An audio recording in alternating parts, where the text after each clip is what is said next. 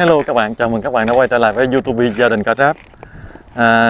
Bây giờ là hết mùa vẹm mấy bạn ơi. Thì hết mùa vẹm thì chỉ có câu ISO thôi, câu bằng mồi bọt xả mấy bạn.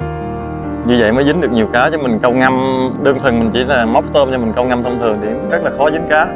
Câu 4-5 cây ngồi cả ngày dính vài ba con. Câu vậy chán lắm ha. Mặc dù mình câu cá mình không có lấy, nhưng mà câu dính nhiều thì cái cảm giác nó vẫn sướng ha. Hôm nay mình đi test cái càng. Mình thì hồi trước giờ mình xài đồ ve chai, các bạn biết rồi đúng không? Mình chả bao giờ mình bỏ số tiền lớn khoảng vài triệu ra để mình mua cây càng hoặc là cái máy.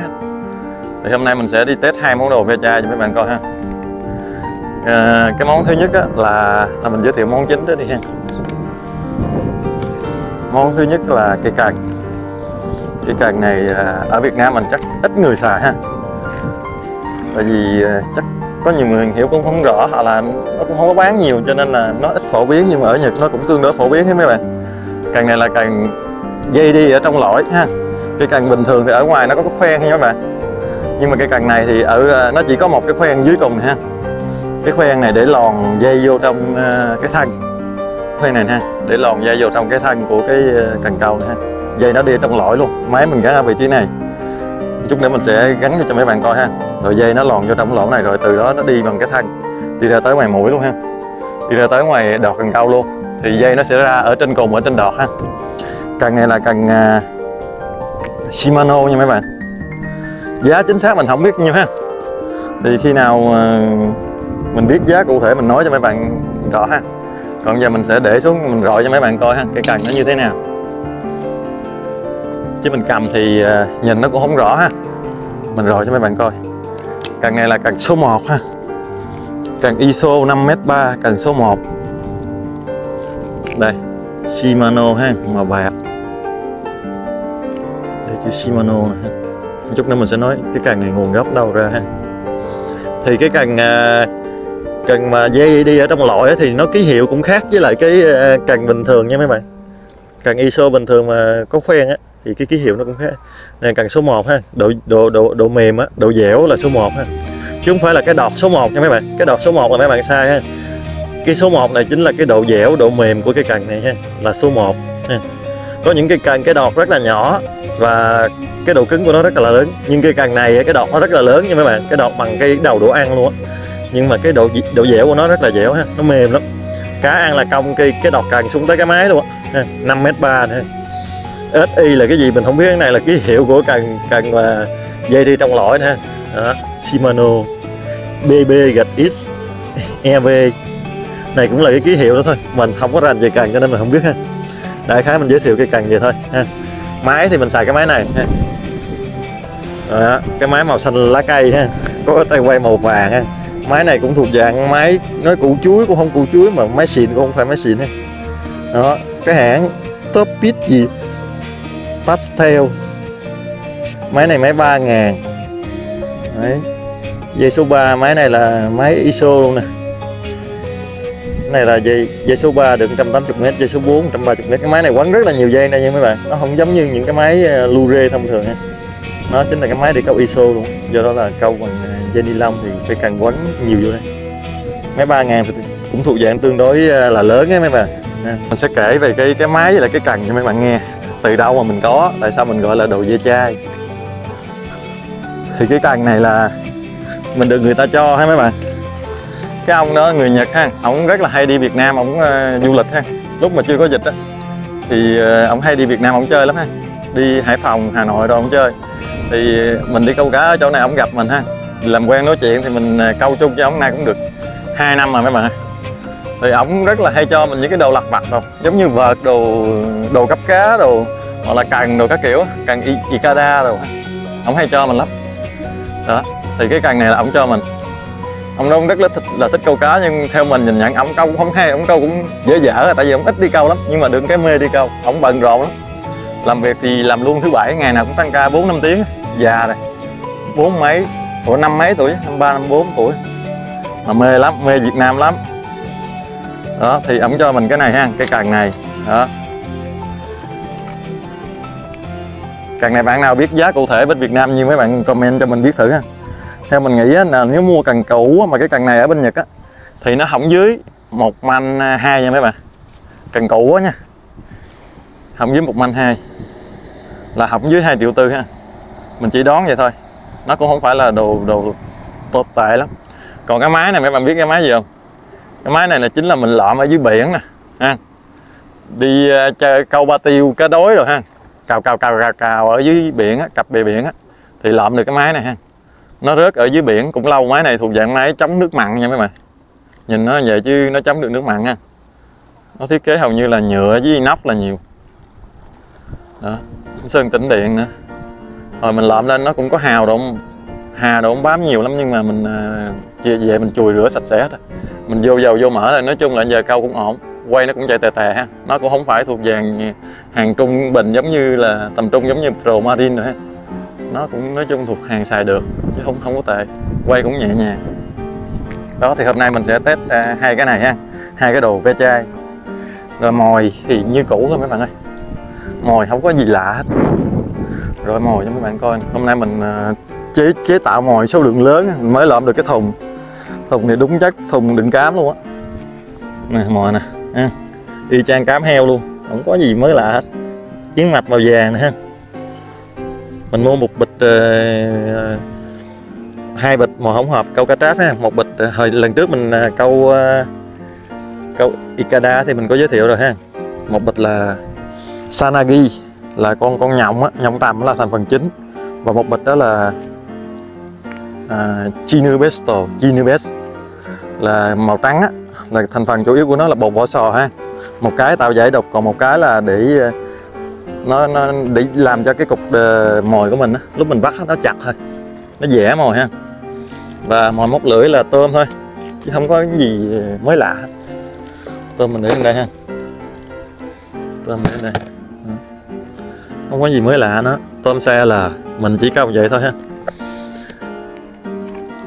Mùa này cá phá mồi nó tương đối nhiều ha, do đó là mình phải câu bằng cách này nè, nó mới không có phá mồi của mình được ha. Mồi mình vẫn có cơ hội chìm tới đáy ha, chứ mình câu như kiểu thông thường là câu bằng mồi xả bằng muỗng á mấy bạn, cứ quăng muỗng ra đây nè là cá Sapa đầu nó bu lại nó ăn không còn một miếng mồi luôn, không có cơ hội mồi sẽ chìm xuống tới đáy cho cá khác ăn luôn á. Bây giờ mình đi nhanh vô vấn đề câu luôn ha. Không biết bữa nay có bị móm hay không, nhưng mà móm hay không thì mình cũng đăng cái video này lên mình quyết định này. Không dính nhiều dính ít thôi chứ chuyện móm chắc không có đâu mấy bạn ơi. Ngày hôm qua mình cũng mém móm, ngày hôm qua tính làm video mà rốt cuộc là mém móm, câu dính trễ quá, 6 giờ chiều. Ok, mình sẽ câu cách bờ ra tầm khoảng 5 mét. Bình thường là mình câu sát bờ nha mấy bạn. Hôm nay mình sẽ câu cách bờ ra khoảng 5 mét.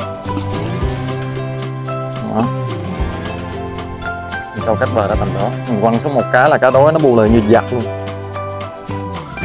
Bữa nay là hứa hẹn một ngày là phê trái. Cái tự mình ăn ổi mình vậy đi cho nó đừng có móm, nó không có bất ngờ.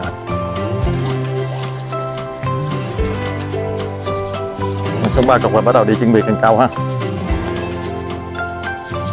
Thì cái càng này cái ưu điểm của nó là gì mấy bạn biết không? Càng này ưu điểm của nó là chống được rối dây ha. Do đó cái càng này á là những ai mà thích sử dụng dây PE thì mấy bạn mua cái càng này nè ha, xài rất là tốt. Nó không có bị rối dây của mấy bạn ha. Dây nó đi trong lõi ha, nó không có dính vô mấy cái khoen ở trên á. Mình nói là có những trường hợp người ta sử dụng dây PE để câu ISO á, thì trường hợp này nè ha, người ta sẽ sử dụng cái càng mà dây đi trong lõi nè để câu dây PE, rất là ok cho mấy bạn, đảm bảo cho mấy bạn là không bao giờ là rối dây. Dây PE mấy bạn biết nó chỉ có cái nhược điểm duy nhất là nó rối dây thôi ha, do đó mình khắc phục được cái nhược điểm đó là giải quyết được tất cả. Đó, càng này dây sẽ đi ở trong lõi. Đáng lẽ là hôm nay mình sẽ xài dây PE cho mấy bạn coi ha, nhưng mà mình câu cám dơ quá, mình lấy cái máy kia là máy cưng của mình. câu bằng máy cưng kia khó chịu lắm, mình sợ nó hư cái máy á. Thì cái càng mà dây đi ở trong lõi này mấy bạn biết nó cần thiết có cái gì không? Tất cả mọi cái nó đều có ưu điểm đấy, chỉ riêng một cái duy nhất nó có nhược điểm đó là nó phải có một cái cọng dây á để mình lòn vô cái lỗ này nè ha, để mình lòn lên đọt luôn á. Thì cọng dây đó không á, ở trong tiệm đồ câu là nó bán là 2 sen 3 phải là 460.000, là chỉ là một cái cọng dây thôi á, dây cái làm bằng kim loại đàn hồi á, thả là làm thẳng giống như dây cước dây thắng xe đạp rồi nha mấy bạn. Đó, thì nó sẽ lòn vào trong cái lỗ này rồi nó lòn lên đọt ha. Còn mình á, người Việt Nam mấy bạn biết rồi đó, cái cần này là do làm mất cái cọng dây đó, cho nên là người Nhật người ta không có chế tạo, không có chế biến được xài được ha. Hoặc là ông cao chán quá cho nên là giờ ông cho mình. Thì mình sẽ lấy cọng dây này là dây số 5 này ha, mình lòn vô lỗi ha. Dây số 5 thì nó tương đối cứng, thì hồi nào cũng phải để cọng dây ở trong lỗi đó để mình cọp vô vậy này ha. Đó. Mình sẽ cọp cọng dây từ cái máy mình lên nè vô cái cọng dây ở trong lỗi này, rồi xong mình lôi lên đọt. Rồi ngược lại á, thì khi mà mình cuốn cần á thì mình lại phải lôi ngược cái cọng dây to này nè, mình để vô trong lỗi nó lại ha. Đó, thì như vậy là mình mới giải quyết được cái vấn đề là khắc phục được cái nhược điểm là phải có cái đồ mình để trong lỗi á, để mình lòn dây từ ở dưới gốc lên đọt. Đó. Thì mình sẽ lôi cọng dây này ra ha. Đó. Lôi cọng dây này ra. Đó. Mình sẽ lôi lên đọt rồi cho mấy bạn coi. Mấy cái lóng này hay tuột xuống dưới gốc lại. Để mình xả cái máy ra chứ không hề tuột cọng dây luôn cái là bệnh luôn. Tuột cọng dây cái lòn lại cực lắm.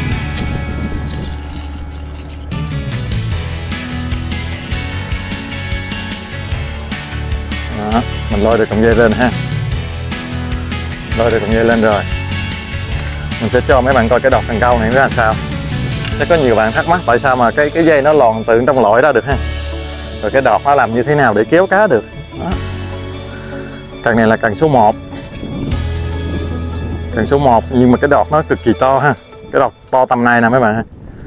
Cái đọt nó to bằng cái lóng thứ 2 của cái cần số 1 ISO mà khoen ở ngoài á. Nè, thì cái đọt nó như vậy nè. Đó. Không biết mấy bạn thấy rõ không ha. Cái đọt nó vậy ha, dây nó lòn từ trong ra vậy ha. Mình rút cái lóng đọt ra cho mấy bạn coi nè. Đưa gần là không biết thấy không, nhưng mà mình đưa về ha, cắt ghép đồ cho mấy bạn thấy rõ cái đọt ha. Đó, thiết kế cái đọt nó như vậy nè. Rất là dẻo. Để mình rút hết cái cần ra mình rị cho mấy bạn coi coi nó dẻo đến mức nào ha. Nè, máy mình ha. Máy nằm đây ha. Sao mà ở cái lóng của dưới cùng ha, nó có làm một cái khoen đôi nè ha. Đó, thì dây đó của mình nó sẽ vào ở cái vị trí này. Vào thân của cái cần câu này có cái lỗ này ha. Nó lòn vào thân. Thì ở trong thân này nó là một cái chất liệu là giống như là những cái khoen này luôn mấy bạn ơi. Nó chống ma sát rất là tốt ha. Rất là trơn. Làm giống như là sứ vậy đó mấy bạn ơi. Hoặc là kim loại vậy đó, giống như 500 vậy đó. Thì lên tới đọt thì nó sẽ ra dây sẽ ra ngay đọt. Mình sẽ để camera xa ra tí nữa ha cho mấy bạn coi. Nè, mình nắm nhẹ cái đầu cần mình lôi cho mấy bạn coi ha. Đọt rất là to nhưng mà dẻo. Nè, chút nữa cá ăn cho mấy bạn coi cùng phê ha. Cái này chưa ăn thua đâu. Cá ăn còn đã nữa. Wow.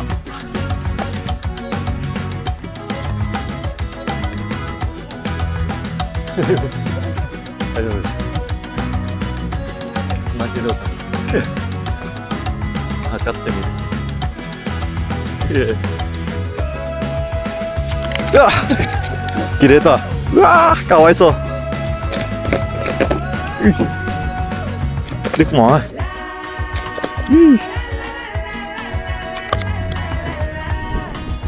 Ya ba. 切れた。口切れた。うわ。2.7 か 2.8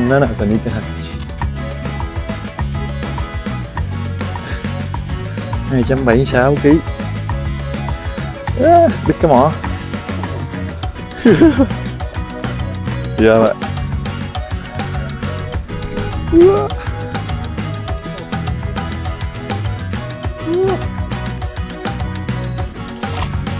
Ka waisou. Kuchi kireta. Thánh móm ra đằng kia mấy bạn ơi. Thánh móm hẹn với mình chiều nay, câu buổi chiều này, bây giờ thánh móm ra coi. Thánh móm hôm nay móm quá trời móm luôn, móm sắp mặt luôn. Để coi bữa nay thánh móm câu làm sao. Bữa nay mình mà còn cảm thấy khó khăn, câu trưa giờ mà dính có một con cá đối duy nhất. Để coi không biết có dính được cá tráp không. Bữa nay chua quá. Bây giờ mình kêu bằng thêm một cây cần Ikada nữa. Cây dài thì câu ở ngoài, cây Ikada câu gần bờ để coi sao, chứ móm quá móm. Con cá đối là không ổn rồi.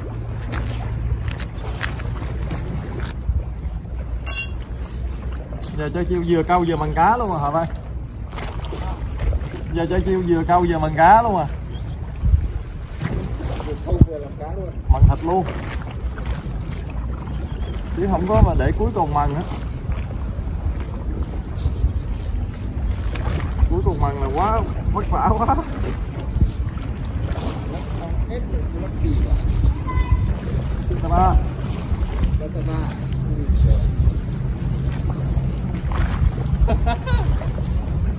Câu tới đáy hả? Đâu, cái phao này nó cũng chìm với cái phao nó cũng đang to. Lấy kèm ra. Lấy kèm ra.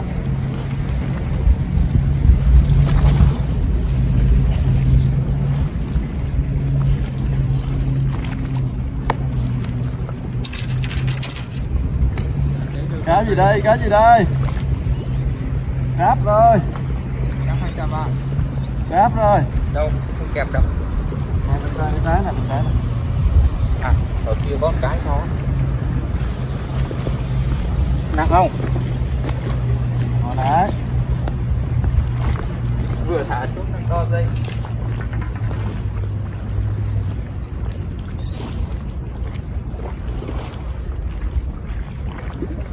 Cáp rồi Hợp ơi. Ai lấy mất rồi anh?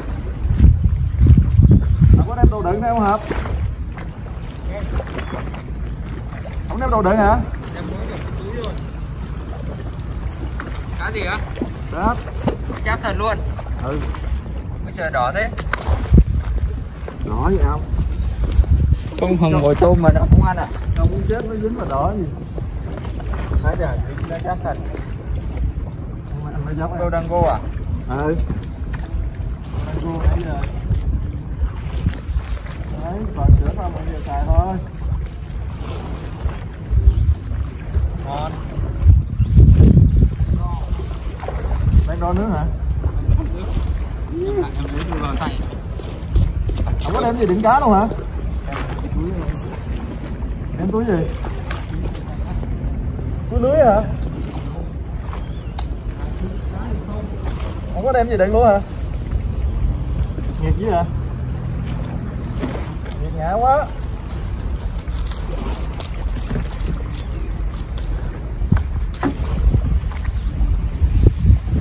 Tưởng đâu mớm rồi Hợp ơi. Không mớm rồi. Tưởng đâu mớm rồi mấy bạn ơi. Ai gì? Ngon. Lên tráp rồi. Lấy cái rẹt. Lụm len. liền. Béo nha, nhỏ nhưng mà béo. Lụm len, lụm len. Mùa này nó béo. Nắng quá nhìn không thấy rõ. Nhỏ nhưng mà béo thiệt. Nhỏ xíu luôn. Nuốt tới ruột luôn rồi vãi. Tham ăn vãi. Ham ăn không uống.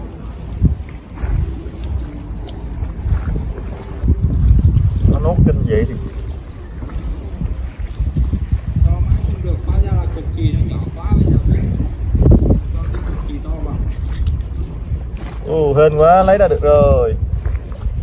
Ăn hổn hả mày? Con nít mày đã đi ra đường bắt luôn. Mùa này là có cá ba lớn như là mừng rồi.